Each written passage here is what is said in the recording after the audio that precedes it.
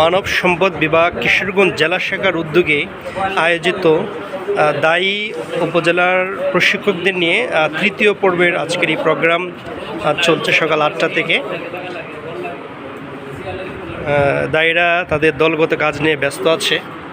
প্রত্যেক গ্রুপ 4টা গ্রুপ রয়েছে, এখানে গ্রুপ লিডার রয়েছে, গ্রুপের নাম রয়েছে। এই গ্রুপটা হচ্ছে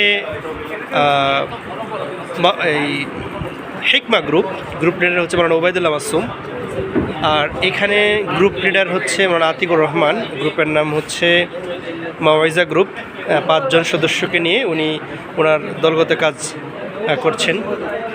আমাদের এখানে রয়েছেন শ্রদ্ধেয় কুতুব ভাই, উনি হাসানা গ্রুপের গ্রুপ লিডার এবং উনি ওনার টিম সদস্যদেরকে নিয়ে দলগত কাজ নিয়ে ব্যস্ত আছে।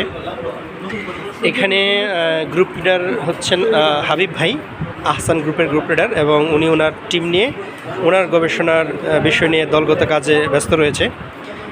ঠিক এই মুহূর্তে দলগত কাজ চলমান আছে।